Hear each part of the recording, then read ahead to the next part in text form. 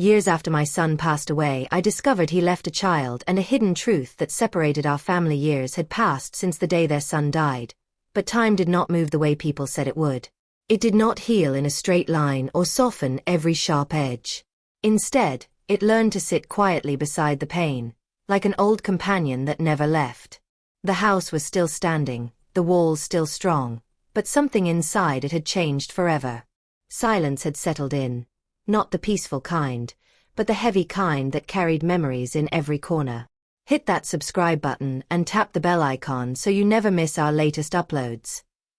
Life went on because it had to. Mornings came, nights followed, and the world outside did not pause for grief. Work was done, bills were paid, meals were cooked and eaten. Neighbors smiled and asked polite questions, then slowly stopped asking at all. People assumed that after so many years, the pain must have faded. They believed grief had an end date. But inside the home, time felt frozen around one single moment that never truly passed. Birthdays became quiet days. No cake. No candles. No phone calls. Just a date on the calendar that the parent noticed and pretended not to. Sometimes they stayed busy on purpose, filling the day with chores or errands, anything to avoid thinking too much. Other times, they sat still and let the memories come, because fighting them felt harder than facing them. Photographs stayed where they were. Some were placed face down in drawers. Others remained on shelves, never moved, never dusted. The parent told themselves they would organize them one day, maybe put them into an album, but that day never arrived. Touching those photos felt like opening a door that could not be closed again. So they stayed untouched, quietly collecting dust, holding smiles from a time that felt unreal now. The family believed the story was finished. Friends, relatives, even siblings spoke of the son in the past tense, with careful words and lowered voices. They remembered who he was, how he laughed, how he spoke, how he lived. They believed they knew the full story of his life. To them, his death had marked a clear ending. Tragic, painful, but complete. The parent went along with this belief because it was easier. Correcting people took energy they did not have. Explaining grief again and again felt exhausting. So they nodded when others spoke, smiled when expected, and stayed quiet when memories came rushing back. Silence became a habit, then a shield.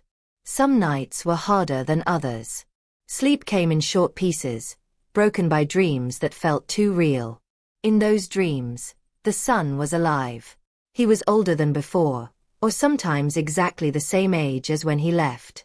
He spoke casually, as if nothing bad had ever happened.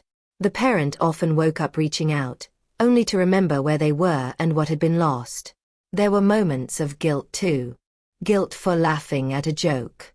Guilt for enjoying a sunny afternoon. Guilt for feeling okay on days when grief rested quietly. They wondered if moving forward meant leaving him behind. They wondered if forgetting small details meant losing him a second time. The house held reminders everywhere. A jacket still hanging behind a door. A box in the attic filled with old papers, school items, and forgotten objects. The parent knew what was inside that box without opening it. They could picture every item clearly. Some days they felt strong enough to face it. Other days, just thinking about it made their chest feel tight. People often said kind things without realizing how sharp they could be. At least you had time with him. He would want you to be happy. Everything happens for a reason. The parent smiled politely and thanked them, even though none of those words helped. There was no reason that made sense. There was no comfort in explanations that did not answer the real questions. Years later, the world had changed. Technology advanced. Streets looked different. Old shops closed. New ones opened. Children who were once small were now grown. Life moved forward for everyone else. Yet the memory of the loss stayed fresh, like it had happened yesterday. Sometimes, the parents spoke to the son in their thoughts. Not out loud, but quietly, in moments of stillness. They shared updates, small things that seemed unimportant but felt necessary. A new neighbor. A broken appliance. A memory from long ago that suddenly returned.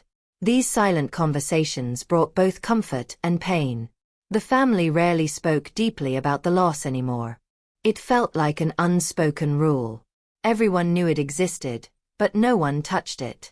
Gatherings stayed light. Conversations stayed safe. Laughter happened, but carefully, as if too much joy might break something fragile. The parent noticed how people assumed strength where there was simply survival. They were praised for being brave, for carrying on, for not falling apart. But bravery had nothing to do with it. They were simply doing what had to be done, one day at a time, because stopping felt impossible. There were moments when the parent wondered if there was something they missed back then. A sign. A conversation. A detail that might have mattered. These thoughts came without warning and stayed longer than welcome. They had replayed the past so many times that it felt worn thin, yet never complete. Occasionally, a stranger would mention the son's name in passing, or ask a question without knowing the full story. In those moments, the parent felt a strange mix of pain and relief. Pain from remembering, relief that someone else acknowledged he had existed. The belief that everything was known, that every chapter had been read, brought a strange sense of closure to the rest of the family. They trusted that there were no loose ends, no unanswered questions. The parent wanted to believe this too. Some days they almost did. But quiet lives often hide unfinished stories. Not all truths come out loudly. Some stay buried under routine and time, waiting. The parent did not know it yet, but the past had not finished speaking. Small changes began to happen, almost unnoticed. A letter delayed. A name mentioned by mistake. A look that lingered a second too long. These moments felt strange, but not enough to raise alarm. Life had taught the parent to ignore uncertainty. They had already survived the worst. They believed grief had shown them everything it could. They believed the pain they carried was the final shape it would take. They believed the story, painful as it was, had reached its end. But some truths are patient. They do not rush. They wait quietly for the right moment, for the right heart, for the right silence. And when they surface, they change everything that came before. For now, the parent continued living as they had learned to. Quietly. Carefully. Carrying loss like a shadow that never fully disappeared. They did not know that the silence they had grown used to was not empty at all. It was full of something waiting to be discovered. And when it finally came to light, the past would no longer feel complete. It would open again, asking to be seen, understood, and faced. One more time. The letter arrived on a day that looked like any other. Nothing about the morning suggested change. The sky was ordinary, the street quiet, the routine unchanged. When the envelope slipped through the mail slot and landed on the floor, it made a soft sound, barely noticeable. The parent picked it up without interest, sorting it with the rest, expecting nothing more than bills or advertisements. But this letter felt different the moment it was opened. The paper was heavier. The words were formal, careful, and unfamiliar. It mentioned a legal matter, a record update, and a name that had not been spoken out loud in years. The son's name. At first, the parent assumed it was a mistake. That happened sometimes. Old records resurfaced. Systems updated late. They told themselves it meant nothing.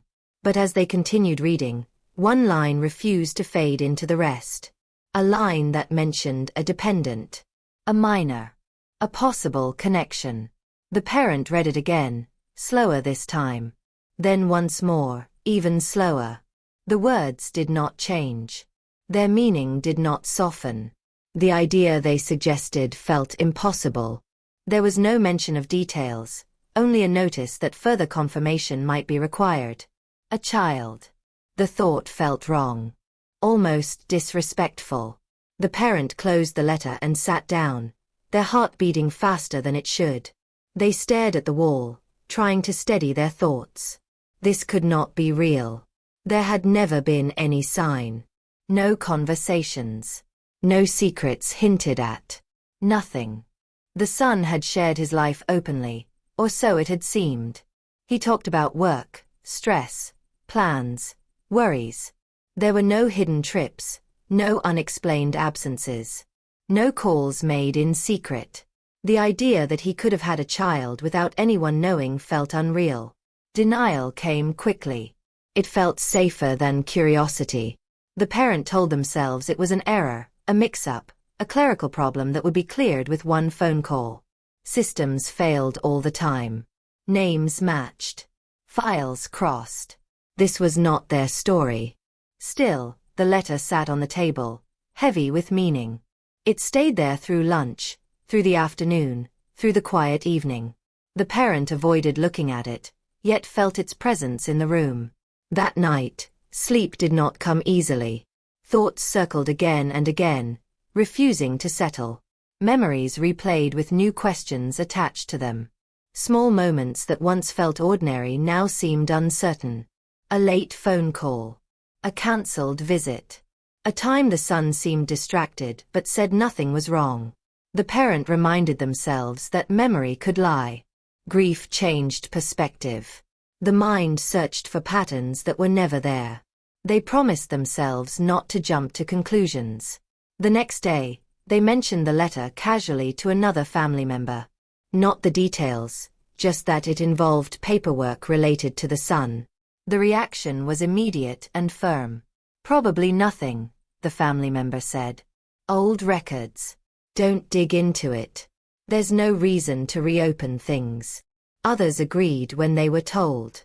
The past had already caused enough pain. Everyone believed that reopening it would only bring confusion and heartbreak. The son's life had ended years ago. Whatever questions remained should stay unanswered. The parent wanted to accept this. Letting go had been the lesson they were forced to learn. Digging deeper felt like betrayal, as if they were questioning the person they had loved and trusted. But the idea of a child would not leave their mind. If it were true, even slightly true, ignoring it felt wrong. A child was not a mistake on paper. A child was a life. A responsibility. Days passed, and the letter remained unread again, though its words echoed constantly. The parent found themselves watching children differently at the store, at the park, on the street. They wondered if somewhere nearby, a child existed who shared familiar features, a familiar expression. The thought was unsettling. It brought fear, confusion, and a strange pull that could not be explained. Another chance moment pushed things further. While running errands, the parent ran into an old acquaintance, someone who had known the son briefly. Their conversation stayed light until the person hesitated, then said something unexpected. I didn't know if I should ever say this, they said carefully. It's probably nothing. But years ago, your son mentioned someone. He seemed worried. Said he might have messed things up. I didn't ask. He didn't explain. The words landed heavily. They were vague, incomplete, and deeply unsettling. The acquaintance apologized for bringing it up and quickly changed the subject, clearly uncomfortable. The parent returned home shaken. Two separate moments, years apart, now pointed in the same direction. Denial grew weaker.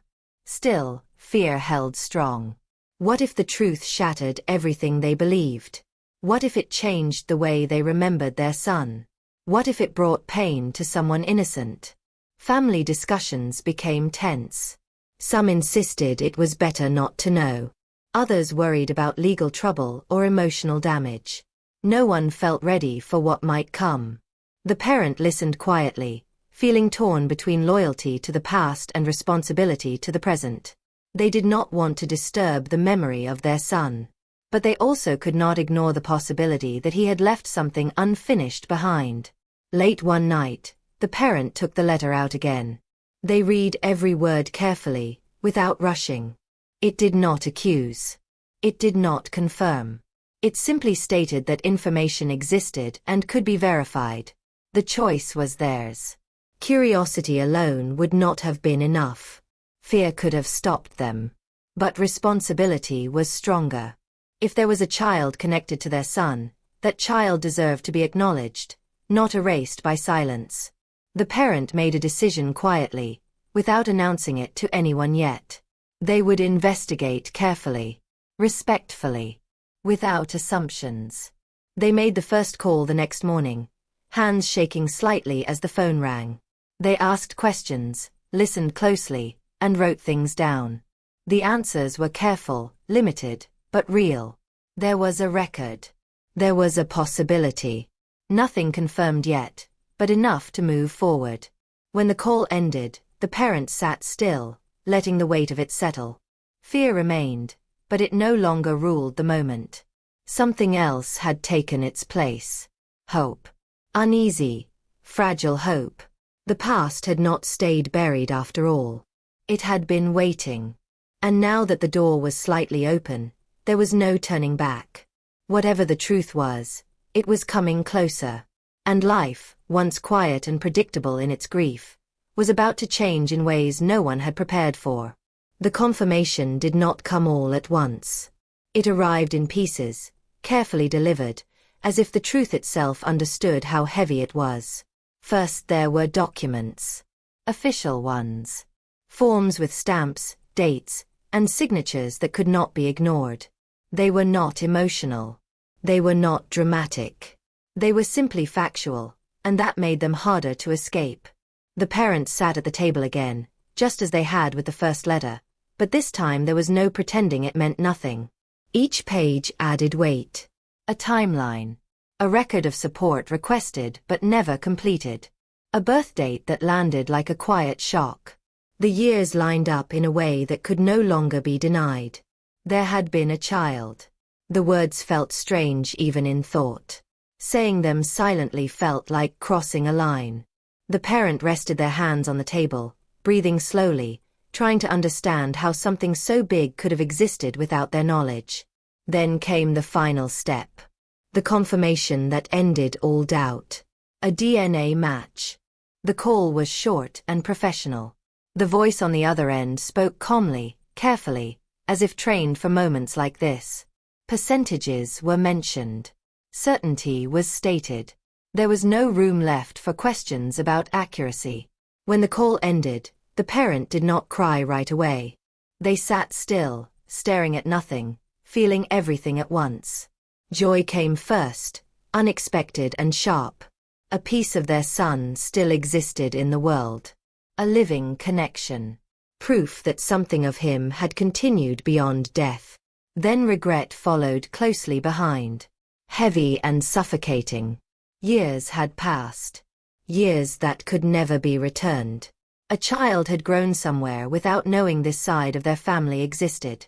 Guilt settled in quietly, deeper than either joy or regret. Guilt for not knowing. Guilt for not asking the right questions. Guilt for accepting silence too easily. The parent pressed a hand to their chest, feeling their heart beat fast and uneven. They thought of all the milestones missed. First words. First steps. First days of school. Moments that could never be shared now. Questions flooded in without order. Why had this been hidden? Who else knew? Had the son planned to tell them? Had something stopped him? Or had he chosen silence? The parent replayed memories like scenes from an old film, now searching for meaning instead of comfort. Conversations that once felt normal suddenly felt incomplete. Moments where the son seemed distracted or distant now took on new weight. There was a particular memory that refused to stay quiet. A visit years before the son's death, when he had stood near the door longer than usual, as if wanting to say something but unsure how. At the time, the parent had assumed it was stress. Now, it felt different. Another memory surfaced. A brief argument about responsibility, brushed off quickly and never discussed again. At the time, it seemed minor. Now, it felt loaded with meaning. The parent wondered if the son had been afraid. Afraid of judgment. Afraid of disappointing them. Afraid of changing everything.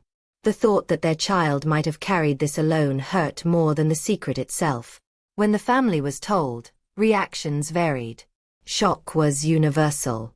Some refused to believe it at first, demanding proof. Others grew quiet, processing the weight of it all. There were arguments. Not loud ones, but tense, emotional ones. Some questioned the timing of the revelation. Others wondered if it was better left undiscovered. A few expressed anger, not at the child, but at the idea that the son had kept something so important hidden. The parent listened, but their thoughts were elsewhere. They were focused on the child they had never met. They wondered what the child looked like. If they had familiar expressions. If they laughed the same way. The idea that this child might have grown up without knowing their father, and now without ever meeting him, felt unbearable. The loss suddenly felt doubled. Not only had the parent lost a son, but the child had lost a parent before ever having a chance. Closure, once thought complete, now felt false. Like a door closed too early. The story they believed they knew was missing an entire chapter. The parent returned to the box in the attic. The one they had avoided for years. This time, they opened it. Inside were old papers, personal items, and forgotten notes. They searched carefully, hoping for something, anything, that mentioned the child. There was nothing clear. No letters. No photos. Only small hints that could now be interpreted differently. A receipt. A note with an address crossed out. A phone number written once and never again. It became clear that the son had tried, at least briefly, to handle things quietly. Whether out of fear, confusion, or love, no one could say. The parent felt anger then. Not loud anger, but a deep, aching frustration. Anger that their son had not trusted them enough to speak. Anger that time had been stolen from everyone involved. And yet, love remained. Stronger than anger. Stronger than confusion. Love for the son, unchanged by the revelation. Love for the child, already growing without a single meeting. The loss now carried a new meaning. It was no longer just about death. It was about absence. About missed connections. About words never spoken. The parent realized that grief was not something that stayed the same. It shifted. It grew. It changed shape when new truths emerged. That night, they spoke to their son again in silence. But this time, the conversation was different. It held questions, but also understanding. They imagined what he might have felt, the choices he faced, the fear he may have carried. The past no longer felt settled. It felt alive again, demanding attention. And somewhere out there, a child existed who carried part of their son forward. That truth changed everything. What once felt like an ending now felt like the beginning of something painful, complicated, and deeply human. The family could no longer pretend the story was complete. It was unfinished. And now, they would have to decide how to face what came next. The deeper the parent looked, the more the story shifted. What had first appeared as a simple secret slowly revealed layers that were far more painful. This was not just a case of silence or avoidance. There were reasons buried beneath it, heavy ones, shaped by fear and pressure. New information came from careful conversations and old records that had once seemed unimportant. Nothing dramatic surfaced at first. Just small details. Dates that overlapped. Decisions that now felt rushed. Choices that no longer made sense when viewed with new knowledge. The parent learned that the son had not simply walked away. There had been conflict. Quiet, tense conflict that never reached the surface. At the time, it had been invisible to everyone around him. It became clear that the son had been pushed into silence. Not with threats, but with pressure that felt just as strong. He had been told that staying quiet was best. Best for the child. Best for everyone involved. Best for the future. Fear played a large role. Fear of losing access entirely. Fear of being judged. Fear of creating instability. The son had been young, overwhelmed, and unsure of his footing in life. Responsibility had come fast, before he felt ready to face it. There were signs now that the parent could see clearly. His sudden emotional distance during that period. His frustration that appeared without explanation. His reluctance to talk about certain parts of his life. At the time, the parent had assumed it was stress or adulthood weighing on him. Now, those same moments felt heavy with meaning. Through careful inquiry, the parent learned that another person had influenced many of the decisions. Not out of cruelty but control. Someone who believed they knew what was best. Someone who encouraged separation, framing it as protection rather than loss. The son had been told that involvement would complicate things. That the child would be confused. That silence would make life easier. Over time, those words had taken hold. The son had not agreed easily. There were attempts to stay connected, brief and limited. Messages that went unanswered. Plans that fell apart. Each failed attempt wore him down. Eventually, silence became a form of survival. Not because he wanted it, but because fighting it felt impossible. The parent felt anger rise as the truth unfolded. Not wild anger, but a steady, burning one. Anger that their child had carried this alone. Anger that someone else had shaped such a painful outcome. They thought back to moments when the son seemed distant, distracted, or unusually quiet. Times when he had chosen to leave early or avoid certain conversations. He had been carrying more than anyone realized. The realization was crushing. The separation had never been simple. It had never been a clean choice. It had been forced by circumstances, shaped by fear, and sealed by silence.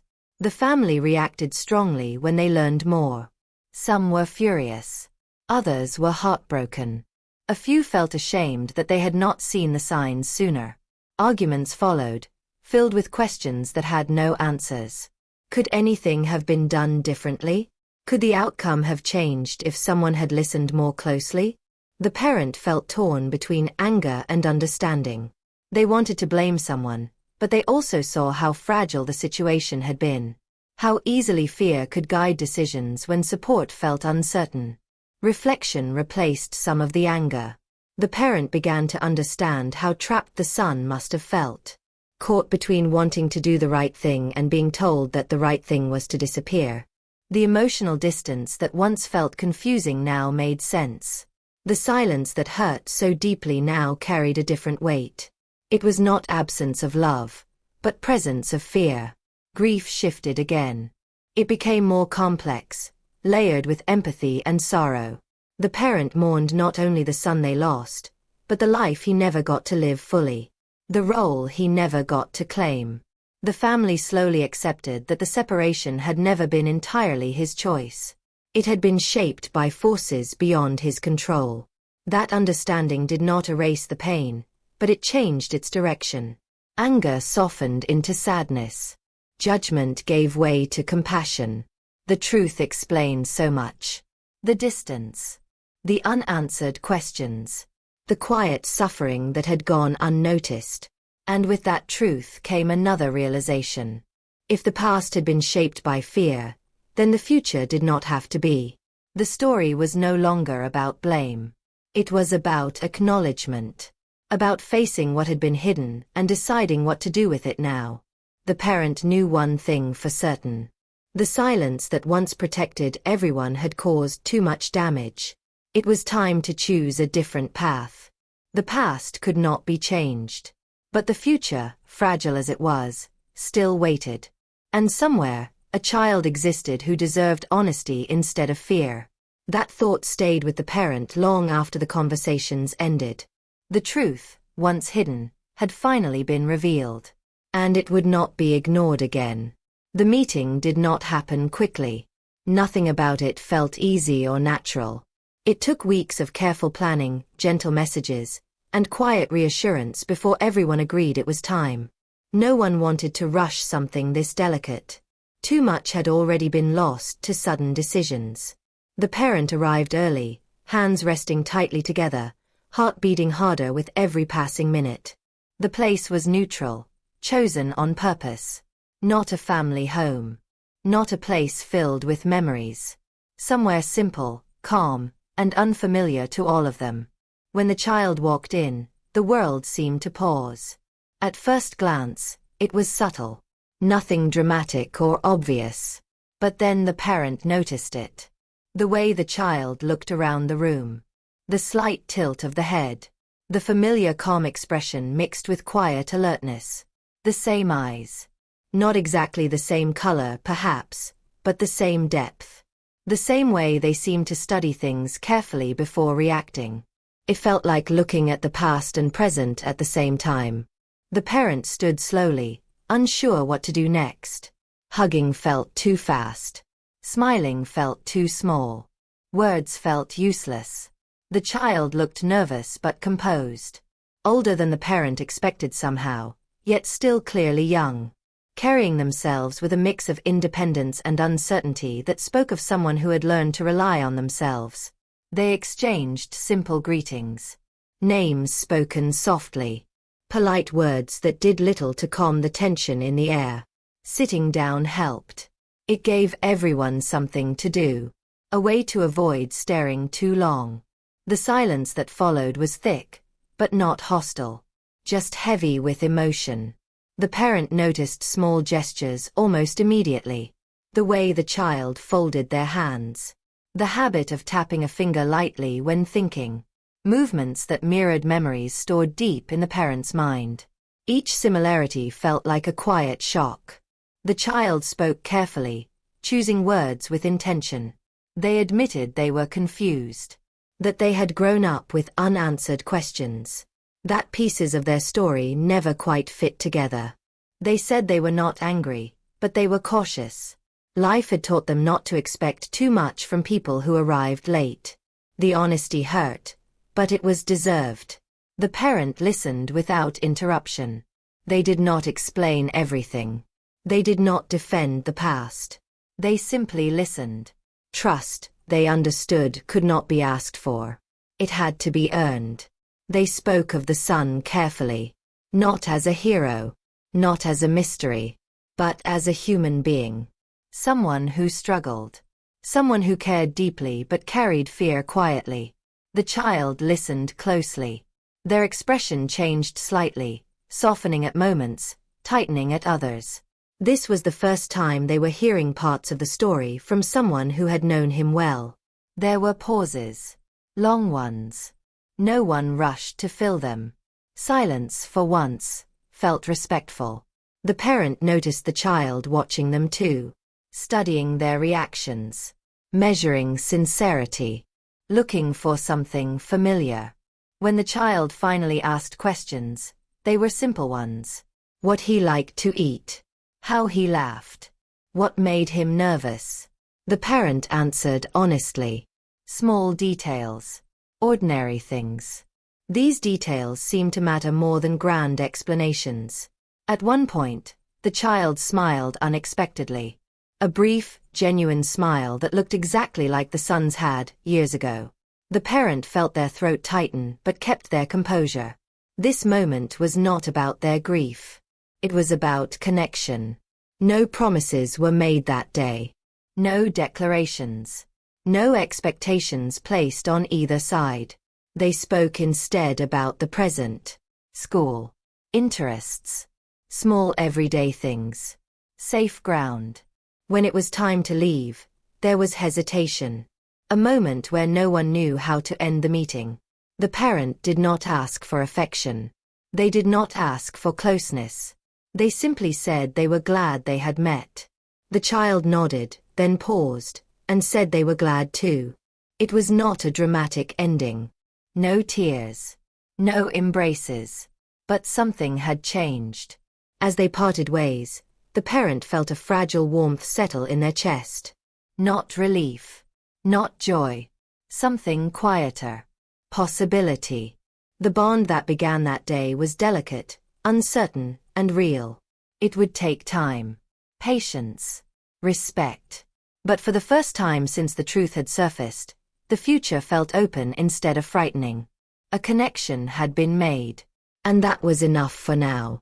The decision to confront the past did not come easily. The parent spent days weighing every possible outcome, knowing that some doors, once opened, could never be closed again. But silence had already caused too much damage. If healing was going to happen, the truth had to be spoken out loud. The conversation took place in a familiar space, one filled with memories that now felt uneasy. The adults who had played a role in keeping the secret were present. Some arrived guarded. Others arrived defensive. No one arrived comfortable. At first, no one spoke. The parent broke the silence calmly. There was no shouting. No accusations. Just a steady voice asking simple questions that had waited years to be answered. Why was the truth hidden? The responses came slowly, carefully shaped by years of justification. Fear was mentioned first. Fear of conflict. Fear of disruption. Fear of what the truth might destroy. One person said they believed silence was protection, that keeping the child and the son apart would prevent confusion and pain. That time would smooth everything over.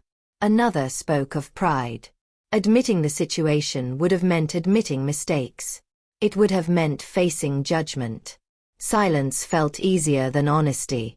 Shame surfaced too. Shame about circumstances. Shame about choices made under pressure. Shame about how things unfolded. Not everyone accepted responsibility. Some shifted blame. Others minimized their role. They insisted they had done what they thought was best at the time. Listening to these explanations was harder than the parent expected. Each excuse felt like a reminder of what had been lost. Years. Connections. Chances. Anger rose again, sharp and familiar. But this time, it did not take control. The parent spoke honestly about the impact. About the grief that never healed properly. About the child who grew up without answers. About the son who carried a burden alone. Some lowered their eyes. Some grew quiet. A few offered apologies that felt sincere. Others remained distant, unwilling to fully accept the weight of their actions.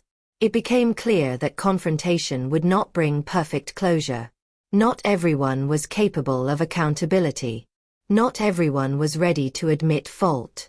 The family faced a difficult choice.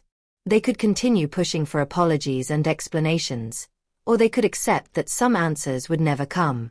Forgiveness entered the conversation, but not as a demand.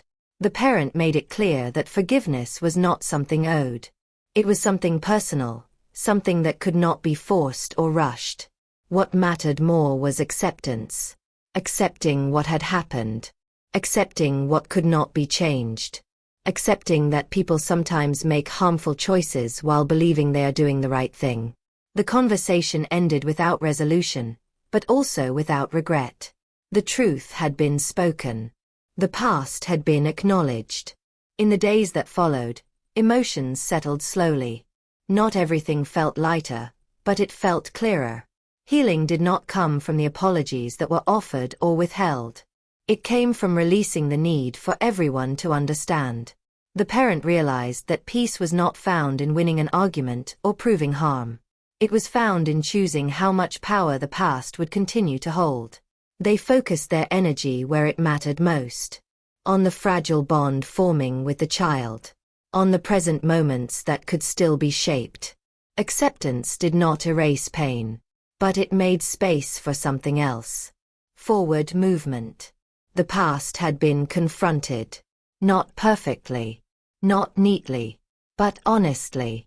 And that honesty became the quiet beginning of healing.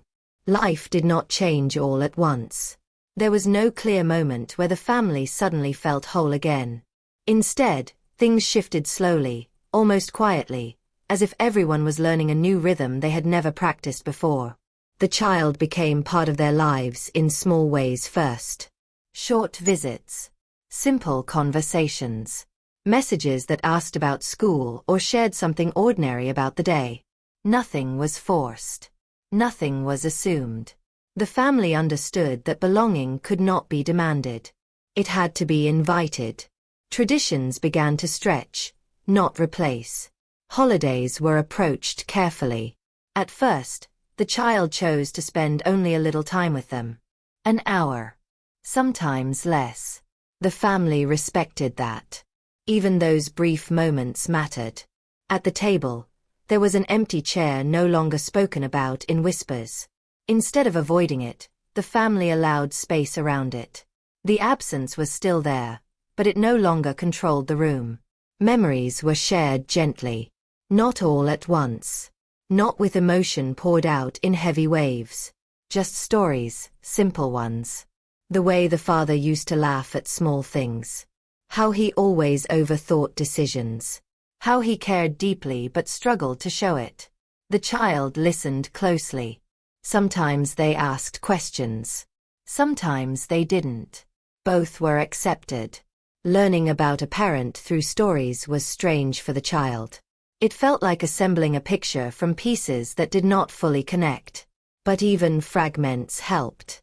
Even imperfect details gave shape to someone they had wondered about for years. The family learned quickly that grief and joy could exist at the same time. A shared laugh could be followed by quiet sadness. A happy memory could carry pain within it. And that was okay. No one tried to separate those feelings anymore. The parent noticed changes in themselves too. They no longer spoke about the son only in past tense filled with loss. Now, there was continuity. A sense that something of him still moved forward through the child. The child began to relax slowly. Their guarded posture softened. Their answers grew longer. Their smiles appeared more easily. Trust was forming, not because anyone pushed for it, but because consistency made space for it. The family adjusted their expectations. They stopped imagining what should have been and focused instead on what could still be. They learned that family was not defined by timing. Love did not lose value just because it arrived late. Some days were harder than others.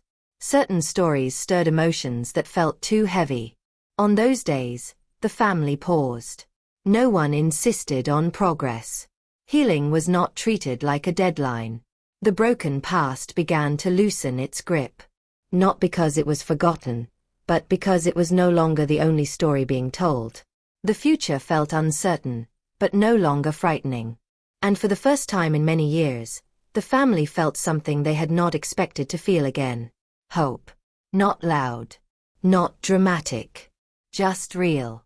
Time continued to move forward, but now it felt different. Slower in some moments, lighter in others. The family no longer measured their days by what had been lost, but by what was quietly being rebuilt. There was no desire for revenge. No urge to reopen old arguments or demand more apologies. Those paths no longer held meaning. The truth had already done its work. Reflection replaced regret. The parent often thought about how easily silence had been mistaken for protection. How many years were shaped by the belief that hiding pain would somehow soften it. Now they understood that secrets did not protect anyone. They only delayed healing, sometimes until it felt almost too late.